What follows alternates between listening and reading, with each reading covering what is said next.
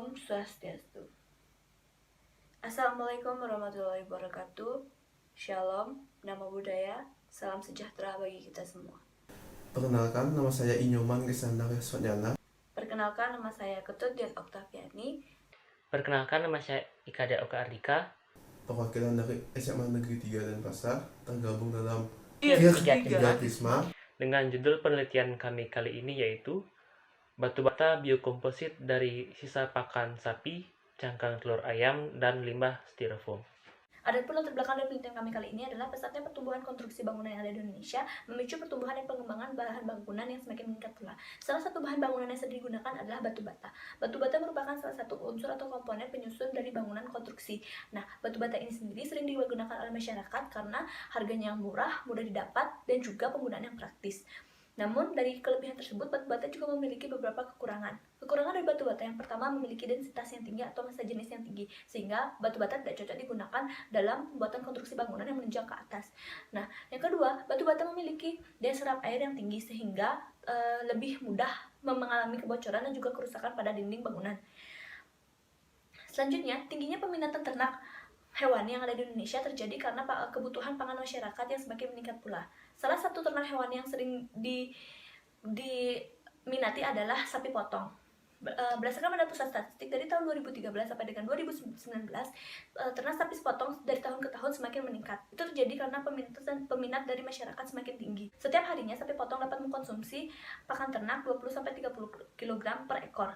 Nah, namun sapi potong memiliki beberapa kebiasaan buruk yang dapat menimbulkan tentang masalah pakan ternak. Salah satu kebiasaan buruknya adalah ketika pakan sapi itu terkena oleh kotorannya, maka sapi tidak akan memakan pakan ternaknya lagi dan akan menghasilkan sisa pakan sapi. Nah, biasanya sisa pakan sapi ini dibakar ataupun dibuang oleh peternak dan akan terjadinya limbah. Padahal sisa pakan sapi ini mengandung serat yang tinggi. Nah, selain kebutuhan pangan ternak, masyarakat juga sedang gencar-gencarnya mencari kebutuhan pangan yang mengandung protein yang tinggi dengan harga yang murah, yaitu telur.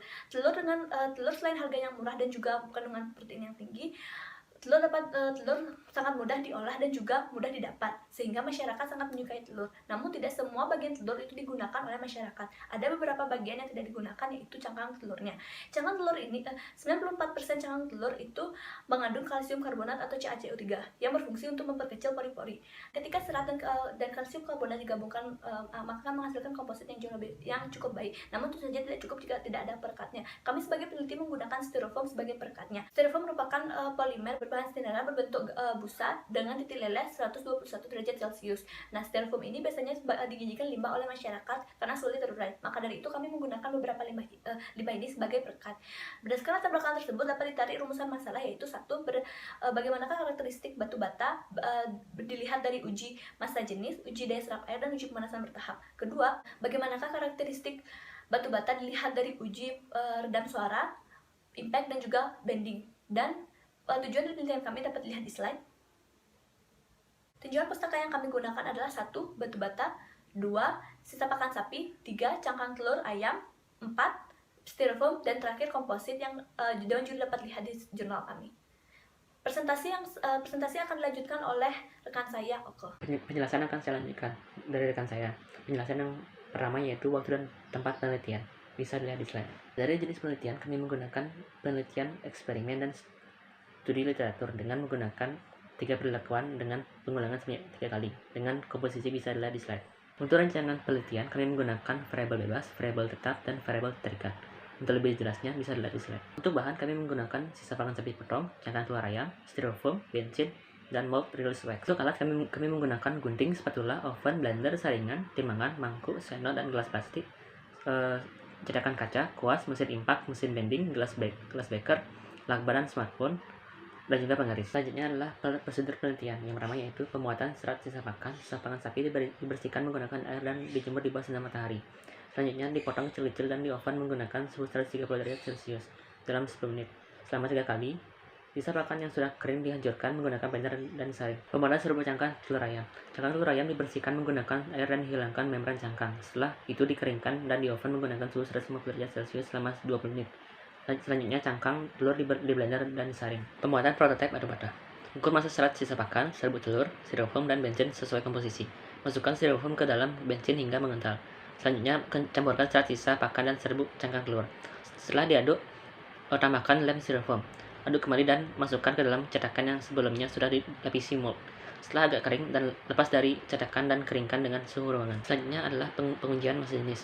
Pengujian dilakukan dengan menghitung massa dan volume dari setiap perlakuan. Cara mencari massa yaitu dengan menimbang sampel menggunakan timbangan.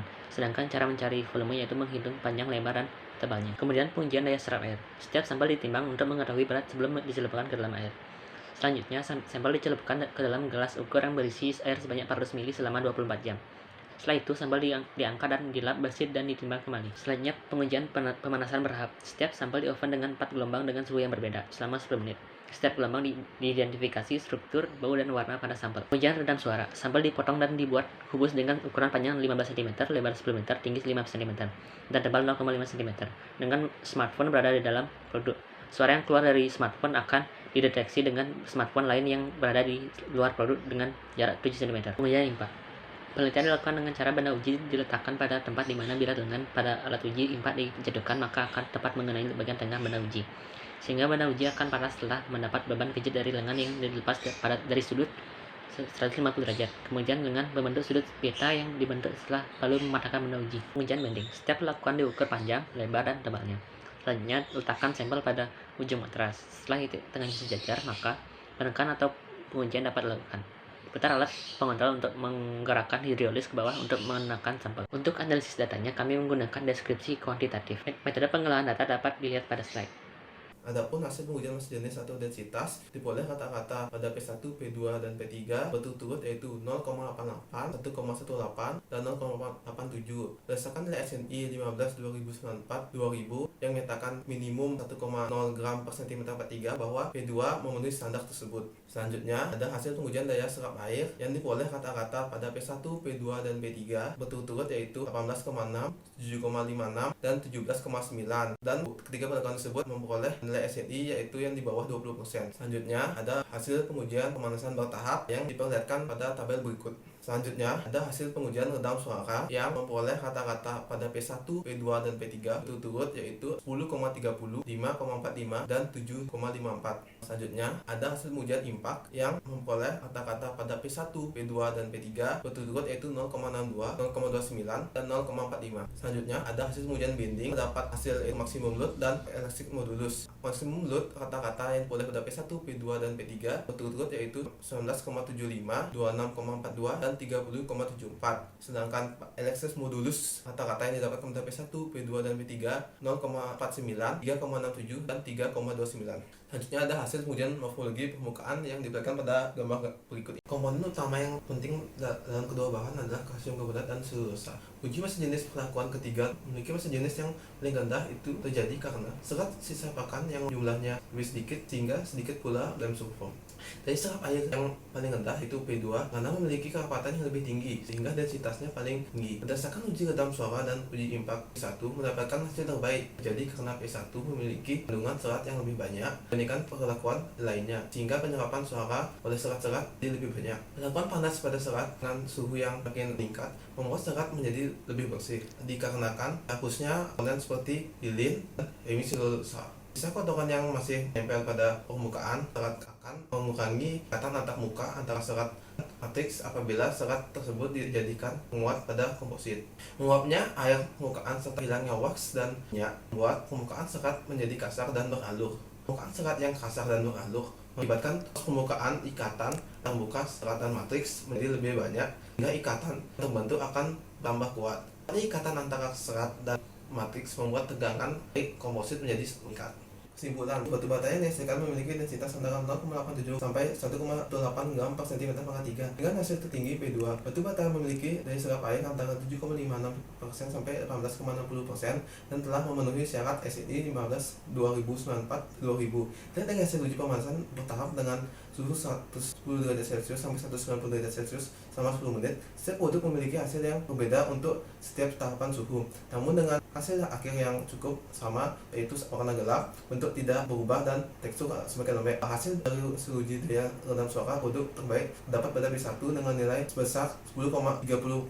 Bila dari hasil uji impak produk terbaik terdapat pada P1 dengan nilai 0,62, Dialih dari hasil uji bending, mutu terbaik terdapat pada P3 dengan nilai bending sebesar 30,74 Newton. Misalkan, satu perlu diadakannya penelitian lebih lanjut tentang kekuatan dan pencetakan dari batu bata agar dapat diterapkan di masyarakat luas. Dua, masyarakat diharapkan dapat membuat sedikit bata melalui sisa pangan ternak dan mencairkan telur ayam yang merupakan limbah yang sering ada di sekitar mereka. Sekian presentasi dari kami. Mohon maaf jika ada salah kata. Kami tutup dengan Param Santi. Om Santi, Santi, Santi, Om.